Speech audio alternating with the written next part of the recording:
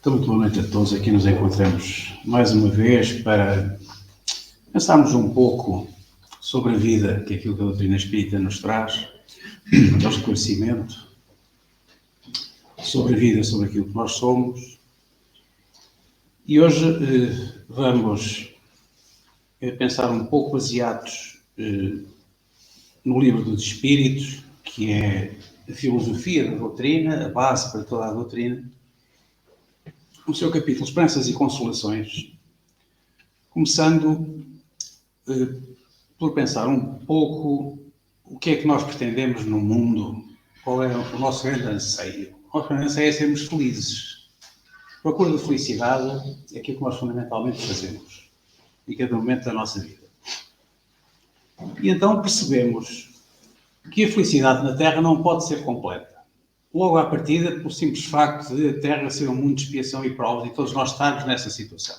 Portanto, temos sofrimentos pelos quais vamos passar. E, portanto, essa felicidade plena não é possível de todo na Terra. Mas não temos que ser completamente infelizes. Então, é sempre possível ter uma felicidade relativa que a doutrina nos explica resultar da nossa adesão à lei divina. De fazer o nosso percurso de vida, tanto quanto possível, no bem. Isso é que nos vai trazer alguma felicidade dentro destas limitações que nós temos face à nossa situação em concreto. E, portanto, perante a situação, compreendemos estarmos aqui numa situação transitória curta. Isso nos traz uma grande consolação, porque percebemos que esses sofrimentos, essas dificuldades, vão ter uma curta duração e temos um grande caminho, um longo caminho à nossa frente, que terá, dependendo da nossa ação, da nossa atitude, seguramente melhores condições para nós no futuro. E, portanto, os Espíritos dizem-nos que nós podemos ter, quer no mundo material, quer no mundo espiritual, nesta fase do nosso processo evolutivo, alguma felicidade relativa, que é, no fundo, na vida material, nesta vida que nós vivemos, é termos aquilo que necessitamos para essa vida. Não mais do que isso, apenas o que necessitamos para não termos problemas de outra natureza.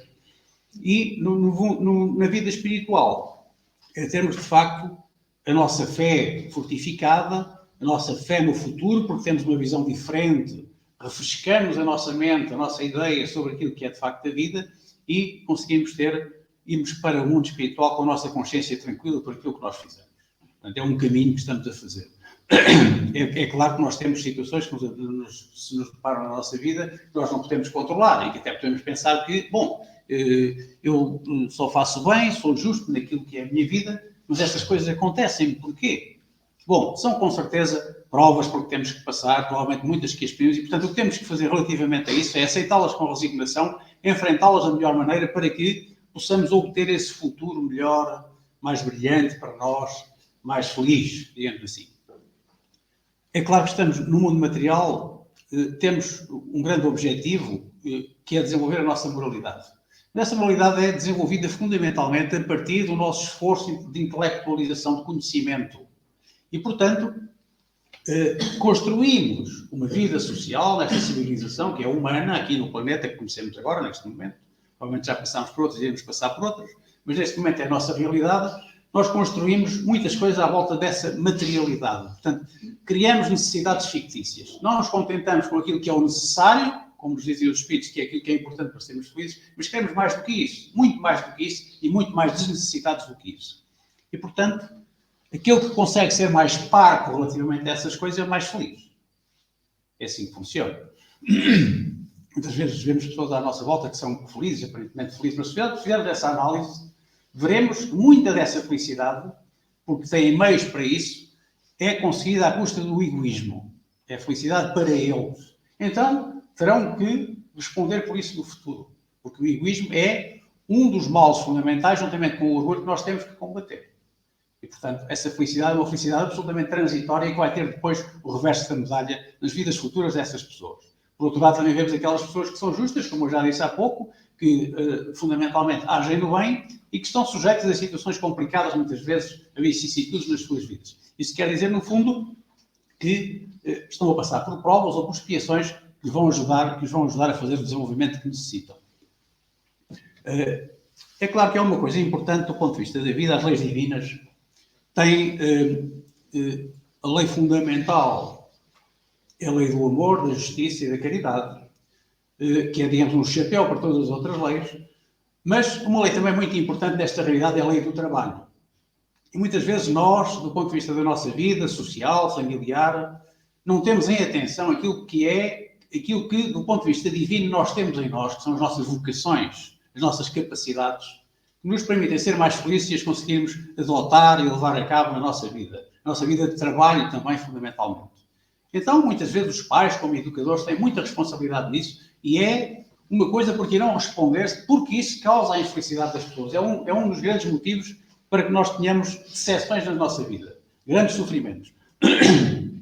É claro que é sempre possível mudar. Eu estou a fazer um determinado percurso na minha vida, estou contrariado porque não estou feliz naquilo que estou a fazer, não estou a seguir aquilo que são as minhas verdadeiras tendências, as minhas vocações, os meus interesses, eu posso mudar. Só que muitas vezes a mudança é para pior. E quando é para pior, o nosso amor próprio entra e não somos capazes de o fazer perante os outros nos sentimos diminuídos.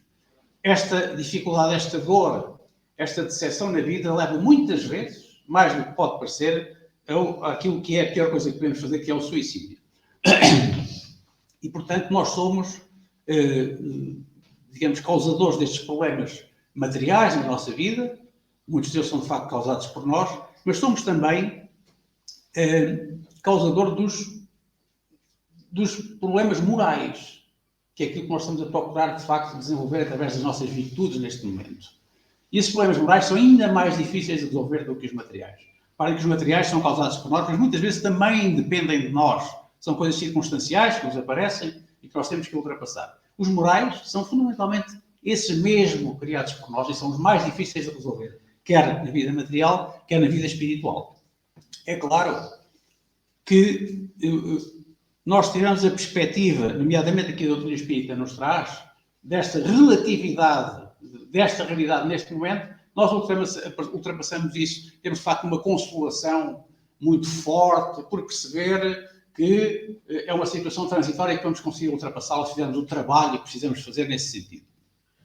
Nós somos capazes de facto, com o nosso sentimento cristão, como dizem os Espíritos, temos uma esperança muito forte no futuro. E o Espiritismo traz-nos ainda mais do que isso, traz a fé raciocinada que nos dá, mais do que a esperança, a certeza do futuro.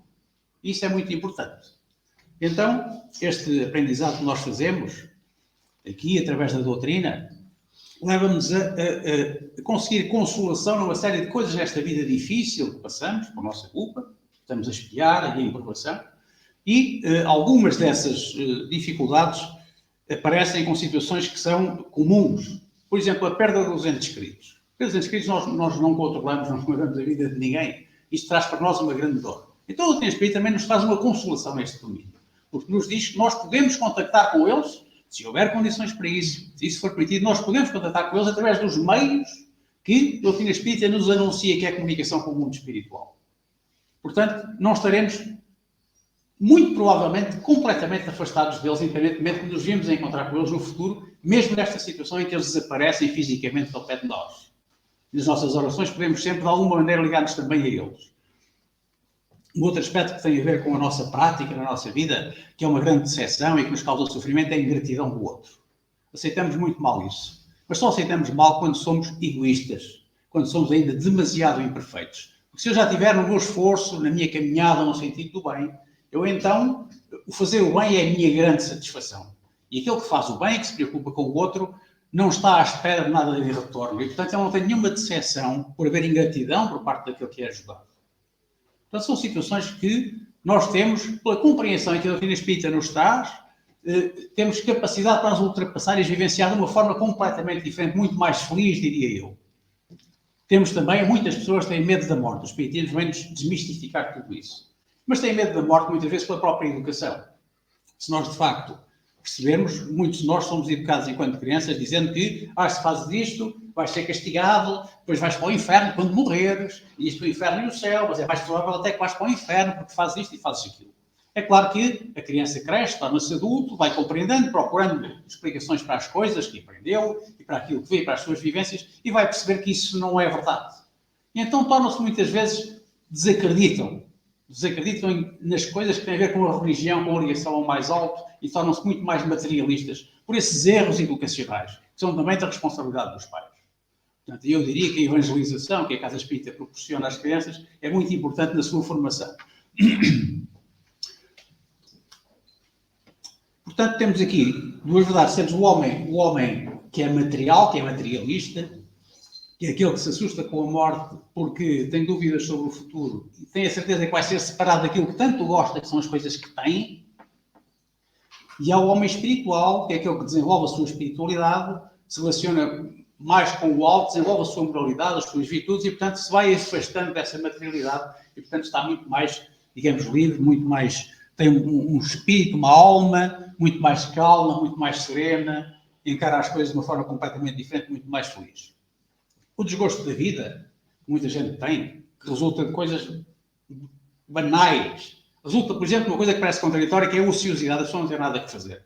Vai-se cansar disso de tal maneira que até pode ir ao suicídio. É a pessoa que tem demais, coisas demais. Cansa-se também com isso, torna-se incontrolável a sua vida e pode sentir um desespero de tal maneira que seja conduzido ao suicídio. Então são situações extremas, mas que resultam de coisas banais da nossa vida, que somos nós que criamos na nossa vida. E se isso não for apoiado com a falta de fé e o conhecimento, que estamos aqui a procurar, através deste estudo, torna-se ainda mais difícil e mais provável, digamos assim.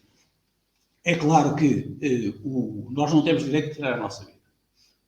Mas é preciso ver, dizem os Espíritos, não temos direito a tirar voluntariamente a nossa vida. Porque há situações, por exemplo, as situações de loucura, em que o indivíduo se pode suicidar e não é responsável por isso. É uma condição física, material, fisiológica que o leva a fazer isso sem ter consciência disso.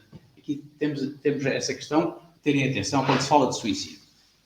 As consequências do suicídio são sempre muitas e muito variadas. Aliás, como todas as penas a que estamos sujeitos pelos erros que cometemos.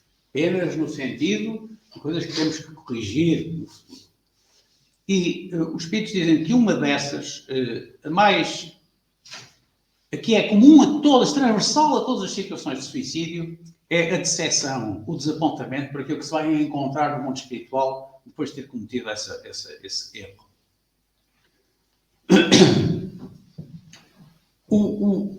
A explicação para essa situação é, fundamentalmente, nós estamos, na nossa vida material, temos um corpo físico e esse corpo físico está relacionado com o nosso corpo espiritual, chamado perispírito, que o controla. Quando desencarnamos, nós desencarnamos porque o que acontece é que o nosso corpo físico deixa de ter condições para funcionar. Perde a sua vitalidade, o fluido vital de que é munido quando nascemos, esgota-se, os seus órgãos começam a falir e não tem mais condições para funcionar. Então o espírito tem que se libertar dele. É muito simples. Pronto, já tenho este veículo que eu utilizei durante esta minha vida para fazer o meu progresso, da forma que eu consegui, eu vou ter que me libertar dele. Então, nesse processo da libertação, conta aquilo que é o interesse do espírito. Se ele, de facto, é muito materializado, vai ter muita dificuldade em se libertar desse corpo físico e vai levar muito sofrimento. Vai levar a muito sofrimento porque houve uma interrupção bruta, digamos, no caso do suicídio, por exemplo, onde isso é mais notório. Quando há essa interrupção, ainda há muita capacidade, muito fluido vital, e não é uma morte natural, e o espírito fica com muita dificuldade em se libertar do corpo físico. Mas também aqueles que têm morte natural podem ter dificuldade em se libertar do corpo físico. Depende da nossa percepção do que é a realidade, daquilo que nós somos. Somos materialistas ou somos espiritualistas? Isso faz toda a diferença do ponto de vista do nosso sofrimento quando há o desencarne. No caso dos suicidas, acontece que essa libertação pode ser tão violenta e tão difícil que muitas vezes, contam-nos os espíritos, não é uma situação normal, mas acontece com suicidas fundamentalmente, que o espírito, no mundo espiritual, ligado à sua realidade material, presencia a decomposição do seu próprio corpo físico. Isso é um sofrimento atroz, como vocês devem imaginar. Então, são situações excepcionais, mas que nos dizem e chamam a atenção para a importância de procurarmos combater a nossa materialidade e desenvolver a nossa espiritualidade. É o esforço fundamental do ponto de vista daquilo que nós estamos aqui a fazer neste momento. Toda a doutrina espírita nos diz isso. O grande objetivo da vida material é desenvolver a nossa moralidade, combater os nossos vícios, desenvolver as nossas virtudes. E é por aí que nós vamos preparar a nossa vida futura de uma forma melhor, a melhor forma possível. O conhecimento do Espiritismo é muito importante, é claro que é importante. Todos nós que estamos aqui, que já conhecemos, uns mais outros menos, mas conhecemos as bases do Espiritismo, estamos obviamente beneficiados do ponto de vista da nossa vida futura, do momento de passagem para o mundo espiritual, do início da nossa grande viagem, de mais uma grande viagem. Porque isso nos dá a noção do futuro e uma noção daquilo que vai acontecer, daquilo que nós somos. Nós sabemos que não morremos.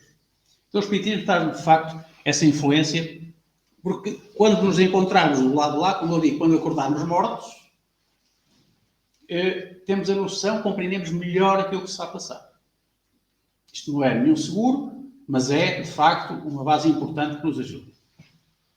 Mas dizem os Espíritos que é a tal consciência tranquila, a consciência pura, isto é, temos a noção de que fizemos o melhor que podíamos no sentido do bem, e a prática do bem, essa prática do bem é aquilo que melhor nos aconchega e nos conforta e nos garante um futuro mais feliz e mais sereno. Portanto, a questão do suicídio, que é uma questão muito importante, que resulta muitas vezes das depressões, dos problemas da vida física, da vida material, depois que leva a depressões e que leva, nos casos extremos, ao suicídio, tem de facto uma dupla penalização, para além da questão moral. Não vamos falar na questão moral, eu, com a lei divina, não tenho direito de tirar a minha vida. Vamos pôr essa questão de lado. É que muita gente não liga perante as dificuldades reais que enfrenta. Então, nessa situação, eu, de facto, encontro uma dupla penalização no suicídio. Uma é o sofrimento, que eu vos disse há pouco, porque eu não me consigo, muitas vezes, libertar com facilidade do meu corpo físico. Já morto. E a outra, também muito importante, é ter a noção de que eu verificar que, afinal, aquilo que me levou ao suicídio, motivos diversos, sempre motivos extremos e difíceis, porque sou eu que os torno difíceis, não consigo encará-los. Então eu desisto de os combater. Vou-me encontrar no mundo espiritual exatamente na mesma situação. Eu não me livrei de nada daquilo que eram os meus problemas. Portanto, é uma penalização dupla do suicídio e o Espiritismo ajuda significativamente a diminuir, pelo conhecimento que ele nos traz, a diminuir esta eventual tendência do ponto de vista social. As nossas dificuldades, as nossas aflições têm fundamentalmente dois motivos. Um que é o momento atual, aquilo que nós fazemos hoje em dia. Aquilo que nós fazemos hoje, que nos condiciona a nossa felicidade amanhã e nos gera dificuldades amanhã. Se nós fizermos um exame de consciência, pensamos tantas vezes, eu agora estou aqui, mas se eu ontem não tivesse feito aquilo, se tivesse feito de outra maneira, hoje não estava assim. E essa é uma realidade, portanto, nós próprios criamos as nossas dificuldades. Isso são as causas, como diz o Evangelho segundo o Espiritismo, as causas atuais da nossa aflição. E, portanto, só nos podemos responsabilizar, basicamente, a nós próprios. Estamos num caminho e criamos, para além daquelas que já temos, outras dificuldades adicionais. E depois há as causas anteriores. As causas anteriores são aquelas em que nós não compreendemos porque é que aquilo nos acontece. Porque é que nós temos uma doença tão grave. Porque é que nos faleceu um familiar. Porque é que eu tive um acidente completamente estúpido. Coisas que nos acontecem, nós não temos nenhuma explicação e achamos que nem temos mérito para isso. Porque é que isto me acontece? Então, como um determinado efeito, uma determinada consequência tem uma determinada causa, e nós não entendemos qual é essa causa, que não fizemos nada que motivasse aquilo, o Espiritismo esclarece-nos. Diz, a tua causa está numa vida anterior que vocês tiveram. E vocês agora estão a sofrer por uma coisa que fizeram antes. Em cada momento, no meu presente, eu defino o meu futuro.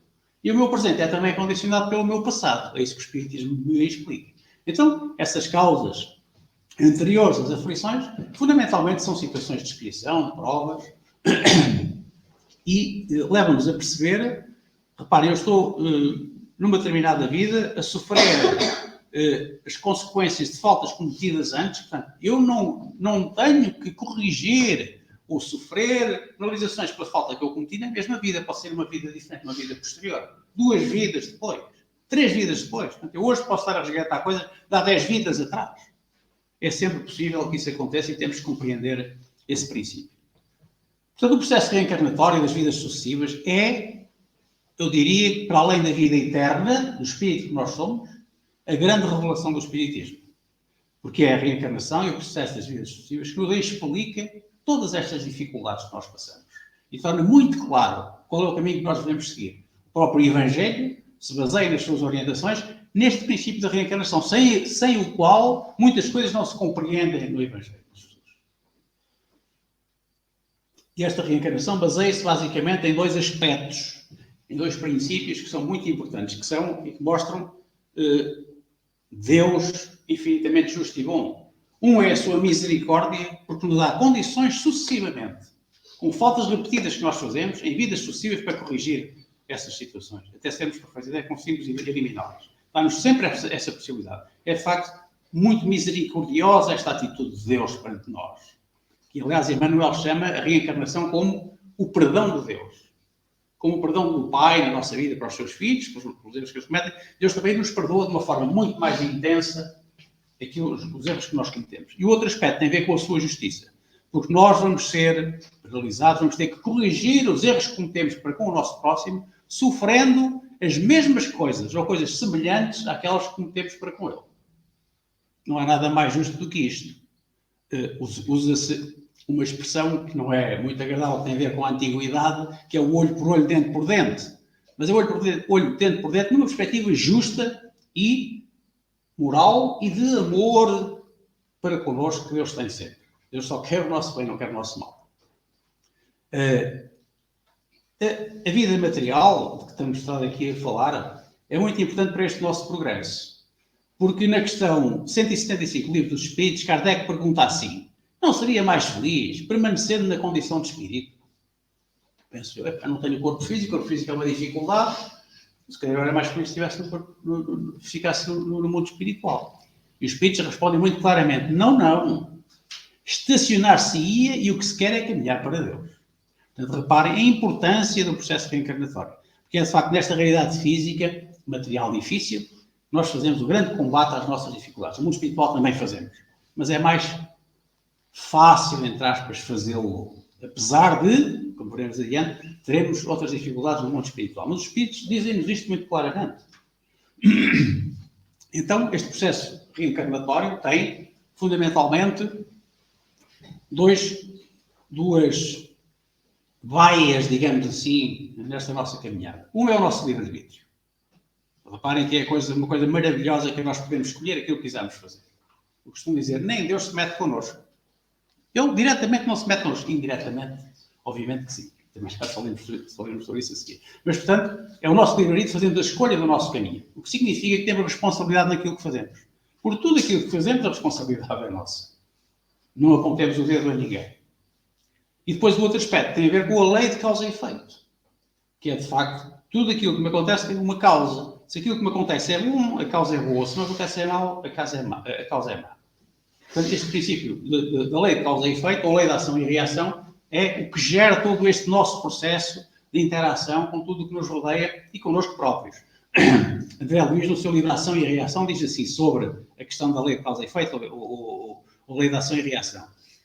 Essa lei é a conta do destino criada por nós mesmos, englobando os créditos e os débitos que, em particular, nos digam respeito. É o sistema de contabilidade do governo da vida. Porque, de facto, depois o Sr. Enfrente explica-nos isso, tudo é contabilizado ao pormenor. Tudo o que nós fazemos. Então, olhando para a vida presente, para a vida terrena, estamos aqui nesta realidade, temos estas dificuldades, estes momentos de consolação que podemos encontrar através do conhecimento e do esclarecimento, fundamentalmente, os momentos de dor que são muitos, de expiação e provas. Então, e o meu futuro? Qual é o meu futuro? Perguntaremos todos nós, conhecedores do espiritismo, religiosos ou não. Bom,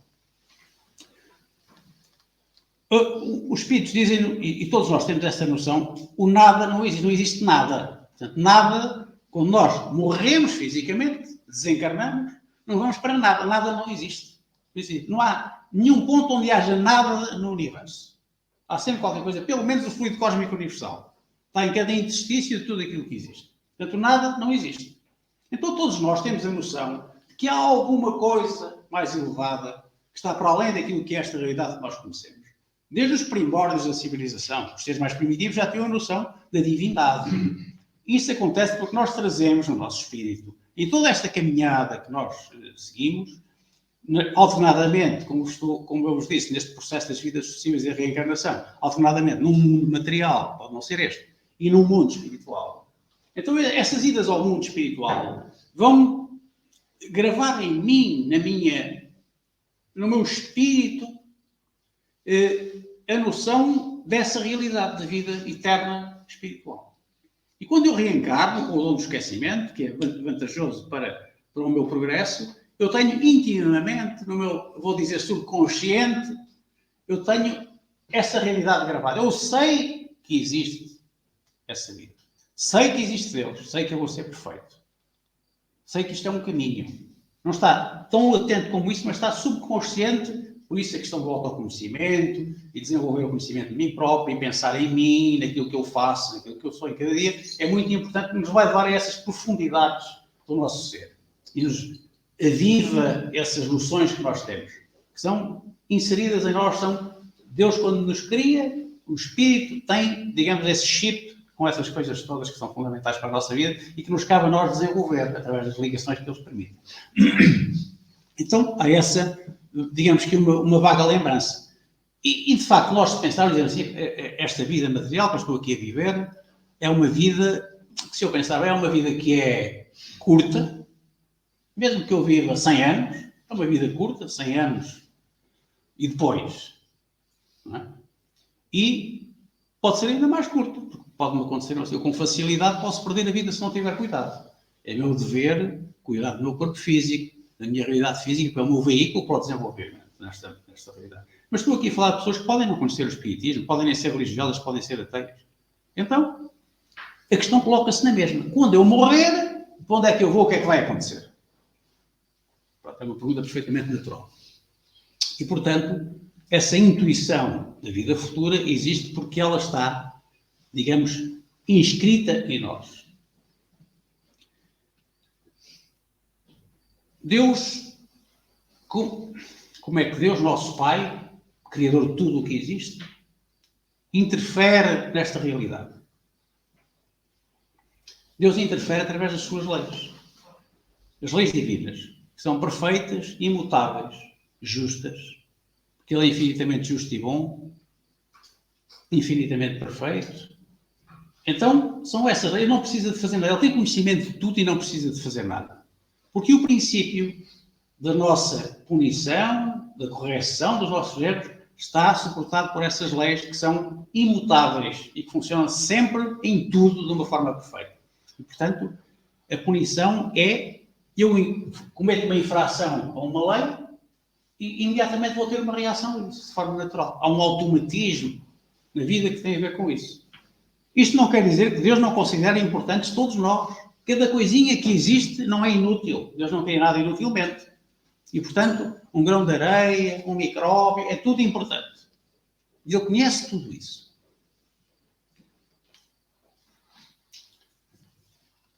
Quando desencarnamos, evidentemente, perdemos o nosso corpo físico e, portanto, as nossas grandes dores, apesar de haver relacionamentos com a nossa parte física, experienciada ao longo das vidas sucessivas, mas é que somos fundamentalmente seres espirituais quando estamos no mundo espiritual. E, portanto, as nossas dores no mundo espiritual são fundamentalmente dores espirituais, são dores que não são materiais. E, portanto, gera-nos, quando eu disse há pouco, quando os espíritos, aliás, disseram que não, tens que vir ao mundo material porque é assim que faz o teu desenvolvimento. É muito bom viver no mundo espiritual, mas tu tens que cair para fazer esse crescimento, esse combate aos teus defeitos e aos teus vícios. Mas, eu, de facto, quando estou no mundo espiritual e me liberto da minha carapaça física, do meu corpo físico, eu sou muito mais impressionável. Tenho os meus sentidos extremamente desenvolvidos. E, portanto, tudo aquilo que são os meus sentimentos, as minhas emoções são muito mais fortes. E, portanto, não tendo eu uma questão material que me perturbe, tenho a questão moral que me perturba significativamente. E tenho uma compreensão diferente disso. Isso vai condicionar o meu progresso e vai-me ajudar no meu progresso. Então, eu se for um espírito bom e for para o mundo espiritual, qual é a minha satisfação? A minha satisfação é ter cumprido o meu dever, ter a minha consciência tranquila. Eu adquiri o conhecimento que tinha conhecido, consolidei, que tinha necessidade de adquirir, consolidei-o, é tudo para mim perfeitamente claro, isso ajuda-me ao desenvolvimento da minha moralidade. Eu encontro-me com espíritos afins, que são espíritos bons, que me dão muito prazer e muita felicidade, e estou sempre a trabalhar no sentido do bem, de ajudar aqueles que precisam dessa ajuda, que não estão ao meu nível. Isso traz-me felicidade. A felicidade do bom espírito é essa.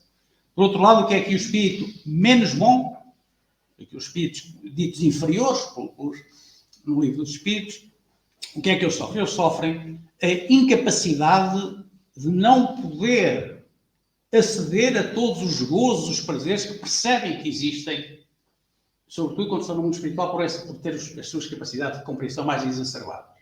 Eles são orgulhosos, são invejosos, têm ciúme, têm uma série de defeitos que causam um grande transtorno, digamos, à sua felicidade nessa realidade espiritual, sobretudo.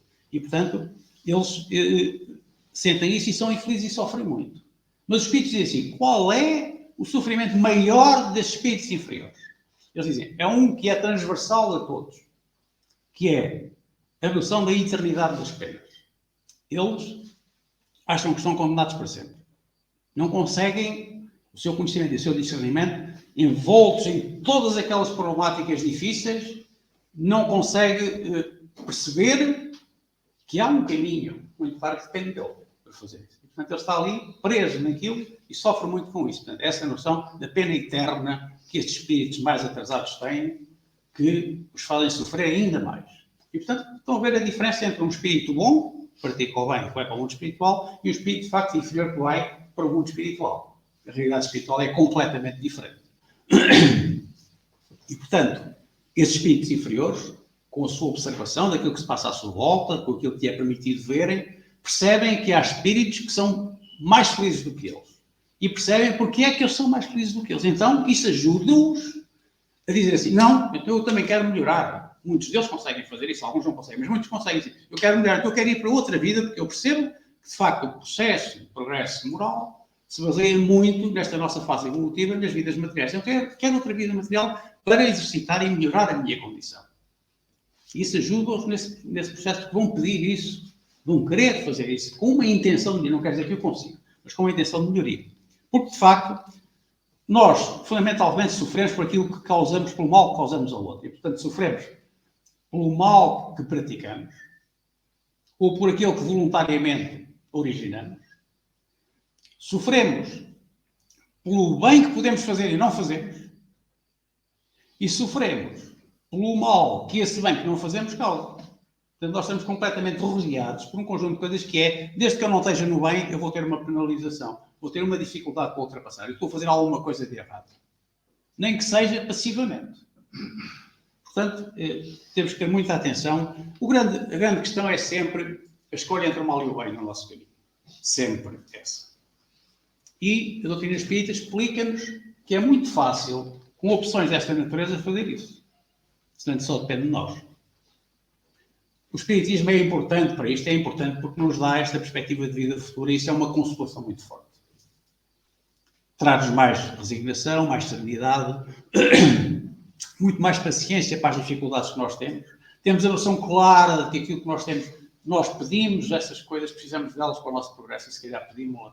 Temos a noção de que essas dificuldades estão todas ao nosso alcance ultrapassar. Então, o espiritismo, por esse esclarecimento, é muito importante para a nossa vida, ajuda-nos muito nesse progresso. Então, nós, quando temos esses problemas para resolver, temos que começar, vejam a situação de André Luiz no mundo espiritual, tenho que começar por me arrepender do mal que fiz. Depois vou expiar o mal que fiz. Isto é, vou sofrer de forma semelhante àquilo que causei ao outro. E, por fim, vou fazer a reparação daquilo que eu fiz, que é, com o outro, ter vidas em processos seguintes de reencarnação, ter vidas em comum que me permitem fazer tão bem ao outro quanto mal eu lhe fiz. É um processo que tem 3 passos. O primeiro é o arrependimento, mas o arrependimento não resolve o problema. O arrependimento apenas permite ver que eu tenho um caminho a seguir para resolver aquele problema. Esse arrependimento pode dar-se no mundo espiritual ou pode dar-se no mundo material. Em qualquer momento pode acontecer. E, portanto, quando está no mundo espiritual, de facto, gera também aquela vontade de ir para uma nova vida, para recomeçar e corrigir aquilo que se fez de mal. Depois, a expiação é fundamentalmente aquilo que se cumpre no mundo material como a Terra. Aqui, fundamentalmente, que eu faço as minhas expiações, por isso diz que a Terra é o mundo de provas e expiações. E, por último, a reparação, que é aquilo que eu faço nesta vida ou noutras vidas. Tudo depende da minha consciência, da noção do mal que eu faço. E quando eu detecto, aquilo que eu tenho que fazer é rapidamente corrigi-lo. Eu devo, tanto quanto possível, assim que eu detecto um problema, uma coisa que eu fiz de errado, eu devo procurar corrigi-la para evitar que o meu futuro seja mais penoso. Porque eu já estou no caminho da reparação. É isso que eu tenho que fazer. Mas essa reparação tem que ser muito séria, tem que ser muito profunda. Porque não é dar a esmola, tem que ser alguma coisa que me combata as minhas más inclinações, me fira no meu orgulho, nos meus interesses pessoais. Só assim é que ele é valioso. Tudo isto quer dizer o quê? Quer dizer que nós, aquilo que é conhecido na nossa cultura, na nossa educação, como inferno, como céu, como purgatório, são coisas que são, digamos assim, são criações nossas que nós queremos materializar as coisas. Com a nossa materialidade temos que as materializar. Portanto, são alegorias, são ideias. O céu e o inferno e o purgatório está em nós. O céu e o inferno é quando nós desencarnamos, estamos felizes e fizemos aquilo que tínhamos que fazer ou não. Temos questões para resolver, penas a sofrer, expiações a fazer ou não temos. Epá, se temos, estamos no nosso inferno, perante a determinada realidade, que é essa que nos faz sofrer.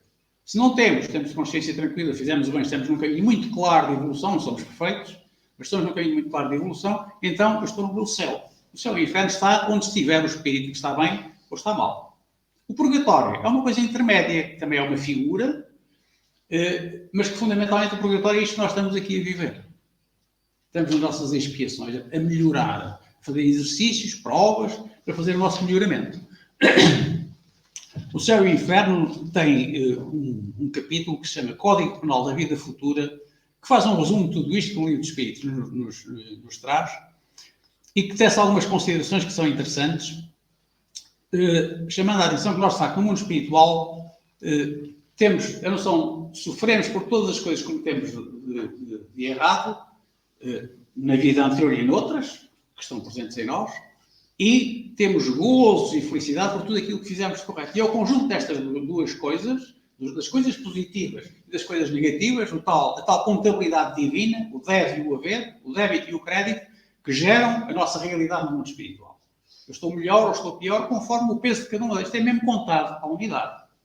É assim que funciona. Todo este processo de melhoria que eu vos disse, em reencarnações sucessivas, pode ser adiado. Porque, como nos diz Bezerra de Menezes, nós podemos não ter estrutura psicológica para conseguir enfrentar uma expiação forte do mal que nós cometemos. Então, pode acontecer que eu venha a expiar o mal que cometi nesta vida, vou dizer, 20 vidas daqui à frente. Quando eu tiver a estrutura para ter essa capacidade de enfrentar essa dificuldade. Portanto, nós não temos que expiar algo. Mas tirando essa capacidade, como disse, então devemos rapidamente fazer a correção. Ajusta-te com o teu inimigo no caminho. Foi o que Jesus disse. E, portanto, temos que ter a noção que essas expiações são situações por que nós passamos que estão muito relacionadas com aquilo que nós fizemos. Mas, na avaliação daquilo que nós somos, na nossa meditação e no nosso autoconhecimento, devemos ter cuidado com... Não, se calhar isto está-me a acontecer e, portanto, eu sou isto. Isto está-me a acontecer porque está relacionado com isto. Então, isto deve ser para eu corrigir, fazer uma expiação de um erro desta natureza que cometi. Assim, não é linear isso. Há, de facto, as expiações são situações por que passamos que têm a ver com os erros que cometemos, muito diretamente, mas há situações que são provacionais, que têm a ver com coisas que nós pedimos, que não têm a ver com uma falta que nós cometemos, mas têm a ver com situações que devemos enfrentar, ultrapassar, lutar para conseguir ultrapassar, e que têm a ver com o nosso progresso. E, portanto, não tem a ver com o nosso passado, não tem a ver com aquilo que nós somos, são aquilo que são aumentar as nossas capacidades e os nossos méritos de fazer o progresso. Portanto, André Luís estabelece no seu livro Ação e Reação também dá-nos informação sobre isso. Nos mostra que, por exemplo, uma pessoa comete um aborto. É uma falta numa determinada vida. Então, ele vai ter como resgate, essa pessoa, essa mulher, vai ter como resgate, por exemplo, na vida seguinte, ou 2 vidas depois, ou como eu vos disse, dependendo da sua estrutura psicológica e capacidade para enfrentar isso, que vai ter que enfrentar, vai ter, por exemplo, esterilidade. É um exemplo para nós percebermos. Uma pessoa que tenha, por exemplo, uma beleza física que utilizou mal, utilizou para os seus interesses pessoais de uma forma que prejudicou outros, etc. Então pode-lhe acontecer que tenha uma doença de pele, por exemplo, na vida seguinte. E não vai poder usar dessa beleza. Portanto, são coisas desta natureza. Para nós percebermos que, de facto, a expiação tem a ver com aquilo que nós cometemos de errado. Vamos ter que sofrer alguma coisa que é igual ou semelhante àquilo que nós fizemos, digamos assim. A nós próprios também. Daí que exemplos que são a nós próprios. O aborto tem a ver com o outro, tem a ver com o espírito, estava para vir ao mundo material, mas, por exemplo, a beleza já tem a ver comigo, embora possa prejudicar outros. Portanto, é preciso ter isso em atenção. As expiações variam de acordo com... são muito variáveis. Não há uma regra para dizer assim, então se fizeste isso, então vais sofrer aquilo. Isto não é completamente linear. Porquê? Porque há atenuantes em tudo aquilo que são as correções que temos que fazer. E as atenuantes, dizem os espíritos, têm fundamentalmente duas componentes que são muito importantes. Uma é a intenção com que fazemos as coisas e outra é o conhecimento que temos das coisas. Se temos mais conhecimento, somos mais penalizados do erro que cometemos. Se temos uma intenção de fazer aquilo naquele sentido, somos mais penalizados do ato que cometemos. E, portanto, Deus é justo e nós só estamos em penalidade enquanto não nos corrigirmos. Não há um tempo para me dizer, agora vou sofrer a expiação por este modo. Quanto tempo é que dura a minha expiação? Isso não está definido. A expiação está de acordo com o erro que eu cometi, mas dura o tempo que eu quiser. O meu livre-arbítrio eu posso corrigir mais ou menos rapidamente.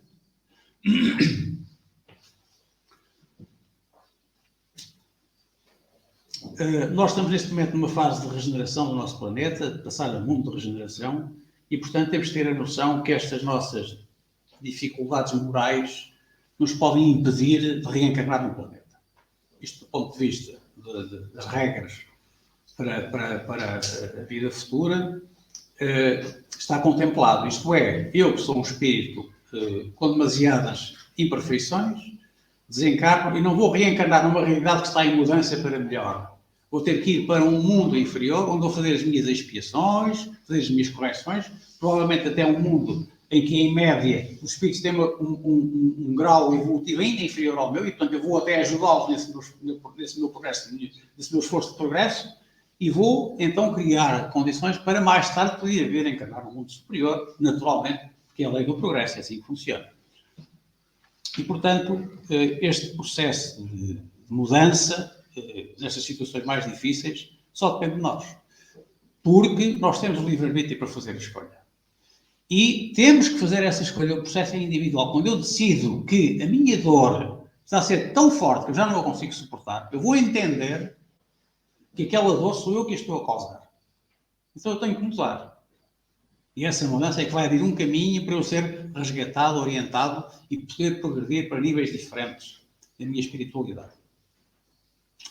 Todos nós, por piores que sejamos, temos ajuda do mundo espiritual. E dizem-nos os espíritos, todos nós temos um anjo da guarda, um guia que está sempre connosco. A função dele é orientar-nos nas nossas dificuldades. E assim, faz assim, não faças assim. Mas eu falo isto de uma forma muito terna, para que nós tenhamos sempre o mérito daquilo que fazemos. Escolhemos, perante as ideias que temos, qual é aquela que nós queremos. Isto é, nós não somos influenciados no sentido, isto é melhor, faz isto. Vais fazer isto. Não é assim que funciona. E, portanto, este processo ajuda todos, mesmo os que são mais inferiores. Os mais inferiores também têm um anjo da guarda, que os ajuda nesse caminho.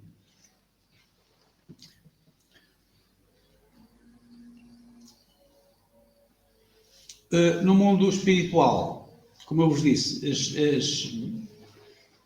as grandes dificuldades são, na fase de desencarno, conforme a maior ou menor materialidade, a maior ou menor dificuldade em nos libertarmos do corpo físico, e depois há aquelas situações daqueles indivíduos que têm resgates mais complicados para fazer. Um criminoso, por exemplo, o céu e o inferno descreve-nos situações em que os espíritos dizem que estão em grande sofrimento porque estão, as mais das vezes, frente àqueles, por exemplo, que cometeu um assassino, está frente àquele que assassinou. Muitas vezes, se esse que foi assassinado não está contra ele, até demonstra perdão e compreensão para a situação. Isso faz um grande sofrimento. As circunstâncias em que as coisas acontecem, eles revivem-nas no mundo espiritual. O orgulhoso está no mundo espiritual numa situação em que, perante aqueles que ele desprezou na vida material que espezinhou, está abaixo deles. Isso é um sofrimento brutal. Porque afinal os outros são piores que eu é que estou aqui embaixo, eles estão lá em cima. Eles é que estão, entre aspas, a espezinhar a mim agora. O egoísta está sozinho no mundo espiritual. Ninguém o ajuda porque ele aqui não ajudou ninguém. Então ele recebe a mesma coisa. É uma expiação no mundo espiritual. Todos esses espíritos têm coisas mais complicadas a ajustar, estão tantas vezes sozinhos, completamente isolados no mundo espiritual, sem verem ninguém nem perceberem nada. Estão muitas vezes em situações de escuridão. Não sabem como é que saem dali, como é que foram para ali, grande sofrimento. Só saem dessa situação quando, interiorizando, utilizando aquilo que Deus lhes pôs na sua alma, eles consigam utilizar, ver e dizer assim, não, eu tenho que mudar, eu preciso mudar. Sou eu que estou a causar isto. Então eu vou procurar a luz. Eu vou procurar alguém. Eu não estou sozinho, nem estou na experiência sozinho, porque eu quero. E é essa mudança que vai ajudar a libertar-se dessas situações.